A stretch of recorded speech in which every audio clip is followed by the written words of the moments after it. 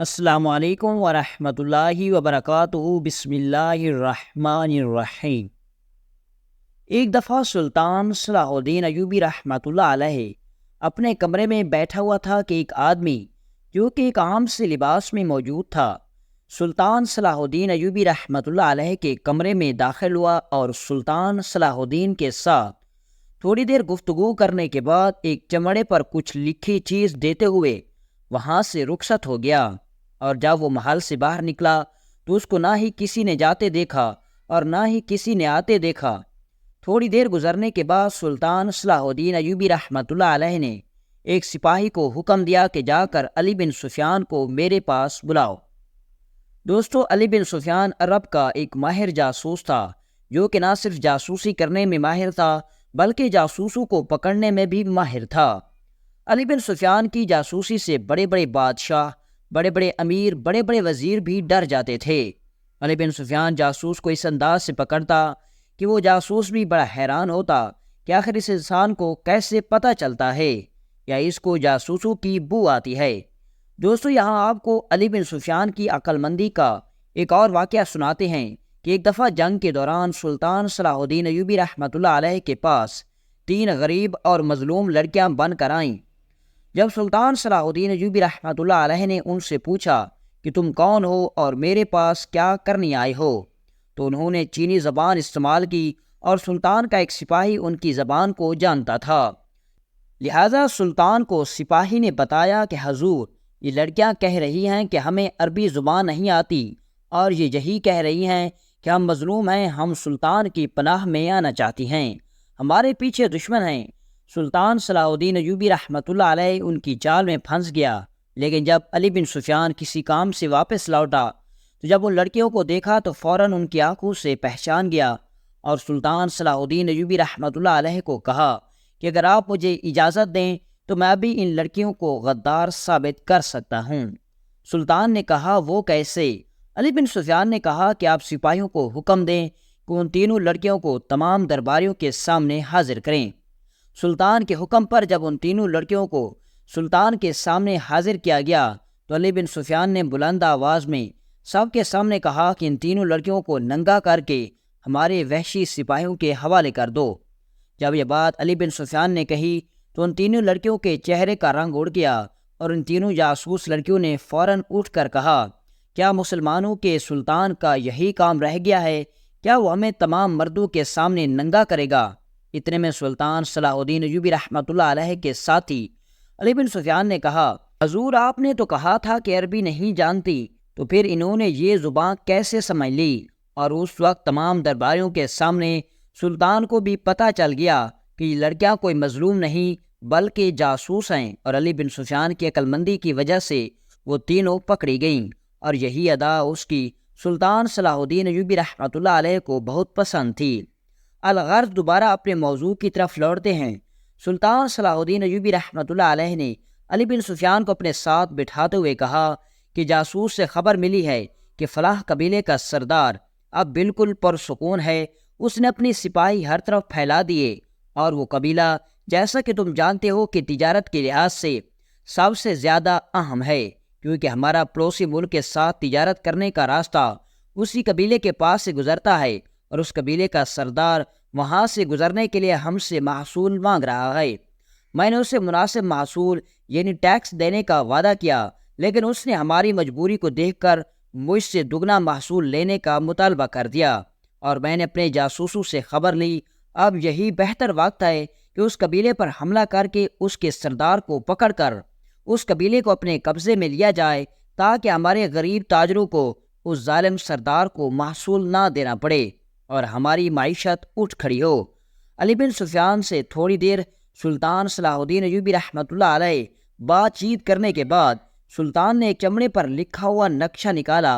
اور علی بن سفیان کو تفصیل سے بتایا کہ فلاں راستے سے فلاں جگہ پر ہمارے سپاہی ان قبیلے کا محاصرہ کرنے کے لیے جائیں گے، اور فلاں وقت پر ہم اس قبیلے پر حملہ کریں گے، اور ہمارا حملہ ان کی شکست کا سبب بنے گا۔ اور اس کے بعد سلطان صلاح الدین ایوبی رحمۃ اللہ علیہ نے علی بن سفیان کو حملے کی تیاری کرنے میں حکم دے دیا۔ جب حملہ کرنے کا وقت قریب آیا تو تو سلطان صلاح الدین ایوبی رحمۃ اللہ علیہ محل سے اپنے سپاہیوں کے ساتھ روانہ ہونے لگا تو اتنے میں ایک عام آدمی کے بھیس میں ایک ماہر جاسوس نے آ کر سلطان کو خبر دی، حضور آپ اپنے سپاہیوں کو ابھی اور اسی وقت روک دیں، کیونکہ اس قبیلے کے سردار کو کہیں سے خبر ملی کہ سلطان اس کے قبیلے پر حملہ کرنے والا ہے، اور اس نے آپ کے مکمل منصوبے کے مطابق اپنی اس جگہ پر سپاہی تعینات کر دیے، اور اگر آپ نے ان پر حملہ کیا تو آپ کا حملہ بالکل ناکام ہو جائے گا اور آپ کے سارے سپاہی مارے جائیں گے۔ سلطان صلاح الدین ایوبی رحمۃ اللہ علیہ بڑا حیران و پریشان ہوا کہ آخر اس سردار تک یہ خبر کیسے پہنچی کہ میں اس قبیلے پر حملہ کرنے والا ہوں۔ اتنے میں اس ماہر جاسوس نے کہا، حضور مجھے شک نہیں بلکہ پورا یقین ہے کہ اس قبیلے کے سردار کے جاسوس آپ کے درمیان میں موجود ہیں۔ یہ خبر سن کر سلطان صلاح الدین ایوبی اسی وقت گھوڑے سے چھلانگ لگا کر اترا اور کہا، تم کیا کہہ رہے ہو؟ تم جانتے ہو کہ آج تک کوئی بھی جاسوس سلطان کے سامنے ٹک نہیں پایا، تو آپ ایسی اہم معلومات ایک جاسوس کیسے لے کر جا سکتا ہے؟ اتنے میں اس جاسوس نے کہا، ہماری معلومات کے مطابق اس سردار کے 2 جاسوس اسی وقت محل میں موجود ہیں، اور ان میں سے ایک جاسوس بالکل آپ کے قریب ہے اور دوسرا جاسوس ایک عام سی ملازمت پر مامور ہے جو کہ آپ کے قریبی جاسوس سے خبر لیتا ہے اور اس خبر کو اس سردار تک پہنچا رہے ہیں۔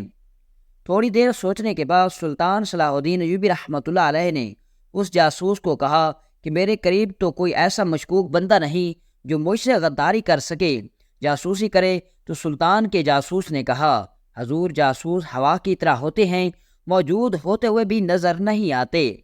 لہٰذا آپ اپنے ہر طرف دیکھنا چاہیے، جاسوس آپ کو نظر آ جائیں گے۔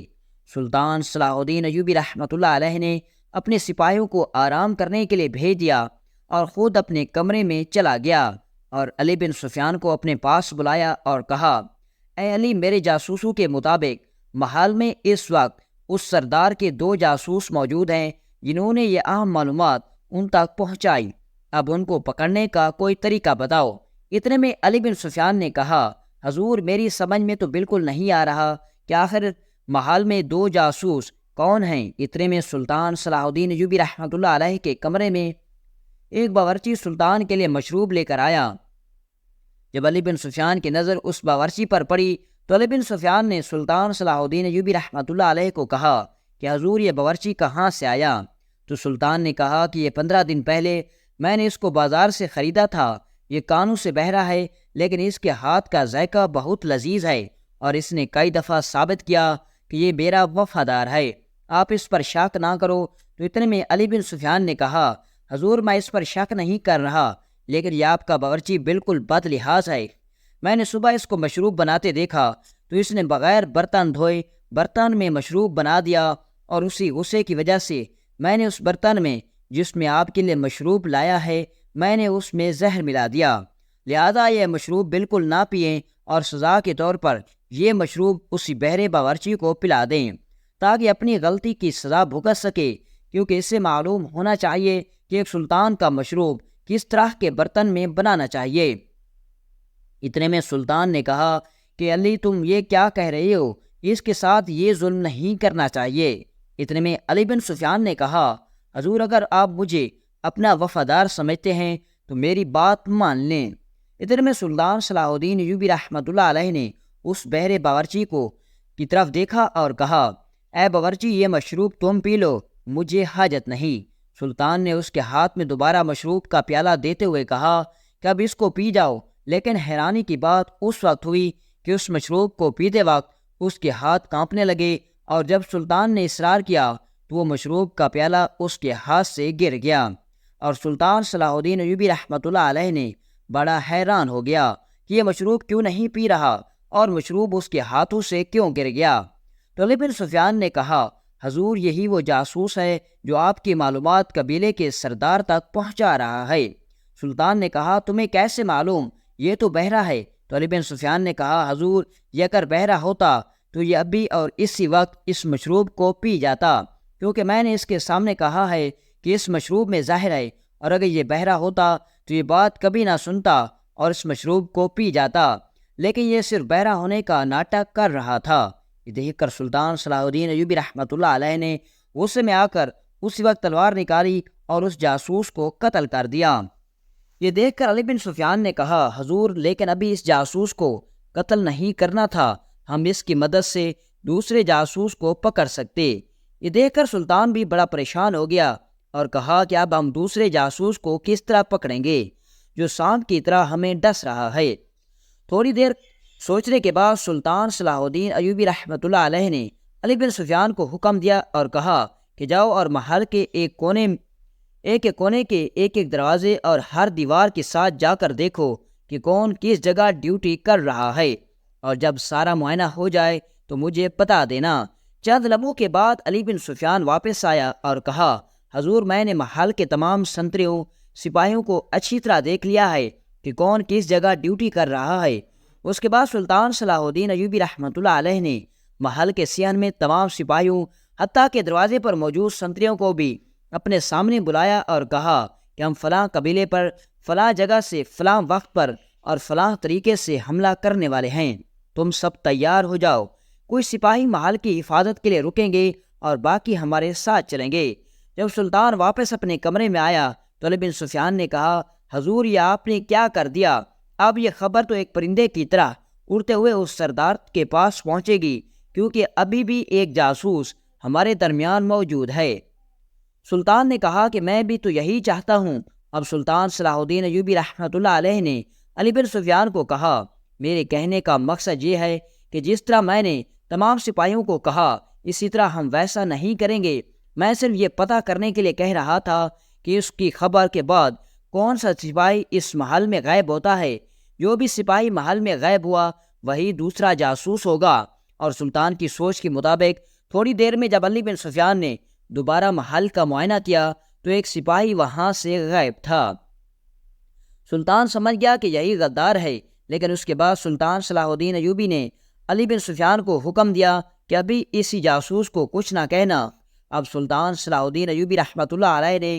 علی بن سفیان کو کہا کہ وہ سردار سمجھے گا کہ میں فلاں جگہ پر حملہ کروں گا، لیکن ہم ویسا ہی حملہ کریں گے جیسا ہم نے پہلے منصوبہ بندی بنا رکھی تھی،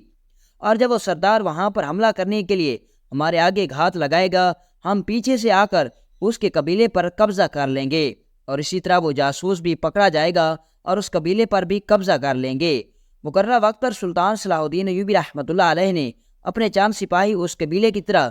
سردار کی طرف بھیج دیے جو کہ سلطان نے سب کے سامنے کہا تھا، اور باقی سپاہیوں کو لے کر اپنی بنائی کی حکمت عملی کے مطابق اس قبیلے کی طرف حملہ کرنے کے لیے چلا گیا۔ اور سلطان صلاح الدین ایوبی رحمۃ اللہ علیہ نے پہلے ہی وار میں اس قبیلے پر قبضہ کر لیا، اور ادھر سے سلطان کے سپاہیوں نے بھی اس سردار کو موت کے گھاٹ اتار دیا، اور وہ جاسوس بھی پکڑا گیا، کیونکہ سلطان کی چال کے مطابق فوراً وہ جاسوس اس سردار کے پاس پہنچا اور اس کو جا کر خبر دی، لیکن اسے یہ معلوم نہیں تھا کہ یہ خبر سلطان صلاح الدین ایوبی رحمۃ اللہ علیہ نے صرف انہیں گمراہ کرنے کے لیے دی تھی، اور اس بے وقوف جاسوس کی وجہ سے اس سردار نے نہ صرف اپنی جان گنوا دی بلکہ اپنا قبیلہ بھی کھو بیٹھا، اور وہ دونوں جاسوس علی بن سفیان اور سلطان صلاح الدین ایوبی رحمۃ اللہ علیہ کی عقل مندی کی وجہ سے پکڑے گئے۔